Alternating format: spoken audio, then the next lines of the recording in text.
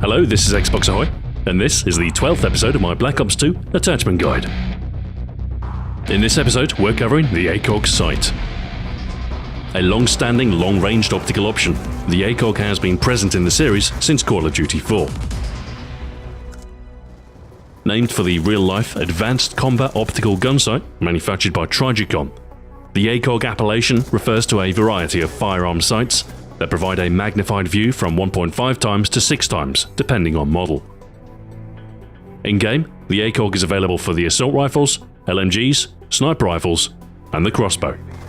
It is compatible with most other attachments, although you are of course limited to one sight at a time.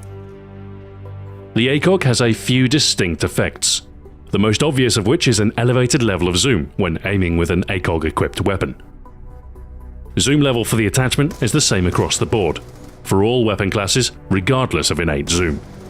You'll benefit from approximately 2 times magnification, making your targets twice as large when aiming. Beyond this, some weapon classes receive additional benefit. Assault rifles and LMGs see a 2% decrease to recoil, and a 90% reduction in idle sway. Both of these traits help make the ACOG even more effective at a long range, beyond the simple zoom advantage. The only real downside is a side effect of the closer view. Your peripheral vision will suffer, perhaps leading to tunnel vision. Sniper rifles see a different effect to recoil. In fact, they experience an increase of 10%. This can make the semi-automatic options suffer in terms of rapid follow-up shots. Nevertheless, the ACOG can be a useful choice for a sniper rifle on smaller maps, as you gain better peripheral vision and use of the minimap when compared to the closed-off view of the regular scope.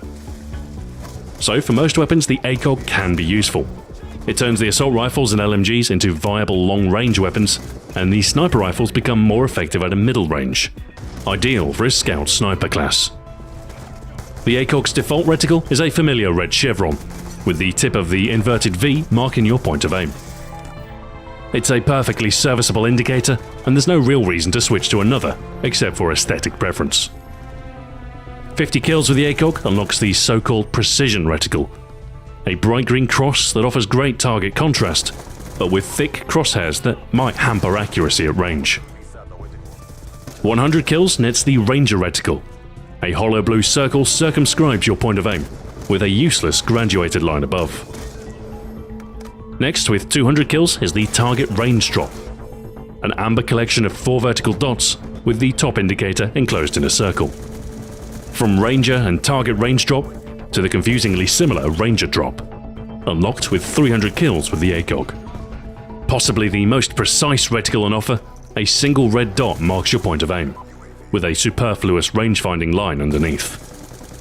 Perhaps inspired by the British Suit scope, the Trilux reticle is unlocked with 400 kills, and presents as a yellow top-down obelisk. The inverted approach is unusual perhaps, but precise enough, and with a high degree of contrast on target. The final reticle unlocked via straightforward kills is the Pyramid reticle, available after 500 successfully slain opponents while aiming with the ACOG. 2 converging lines mark your target, forming a triangle similar to the default reticle, but extended to the boundary of the viewfinder. The final 4 reticles are all unlocked via different challenges. The first, Hall of Flame, is unlocked with 25 headshots. With it, you can immolate your opponents with the tip of the flame-shaped reticle and ignite their rage from afar. 20 double kill medals will help keep your crop safe with the Scarecrow reticle, a yellow straw-stuffed face with macabre grin and malevolent blue glow. It is perhaps the most visually interesting but least practical option on offer, but it is nonetheless possible to reap your score streak reward. If you're after a playing card theme, the reticle unlocked after 10 long shots has it in spades. Light blue in colour, the top tip of the spade symbol marks your aim, and serves as a suitable colleague for the Reflexes Diamond and EOTech's Club reticle options. 10 Bloodthirsties unlocks the final option, with which you can pledge allegiance to your favourite developer. The Treyarch option is an amber representation of the namesake studio's logo, conveniently enough consisting of 3 lobes, or, if you prefer, a triad of arches. Some of these reticles are more precise than others, with some offering only novelty value. but these options do provide another dimension in terms of customizing your weapon.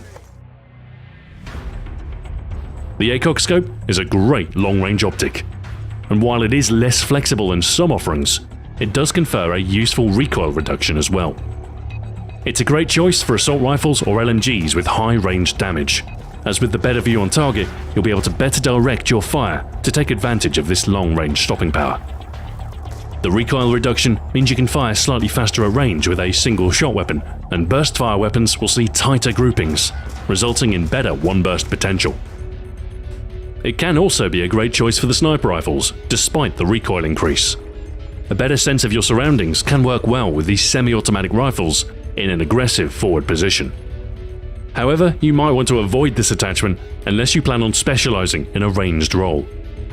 The high magnification lacks versatility, and in some cases, either the reflex sight or no optic at all might be a better investment of your points. Similarly, with the sniper rifles, the default scope is a much better choice for traditional sniping. While you might lose peripheral vision, the finer crosshairs and higher zoom will make for more precise shots. Still, the ACOG does open up some new possibilities with most weapons, and has no real downsides like previous incarnations of the sight. It might be a long shot, but if ranged engagements are your thing, perhaps you should set your sights on this attachment. Thanks for watching, this has been Xbox Ahoy.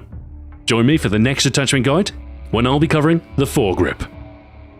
Until then, farewell.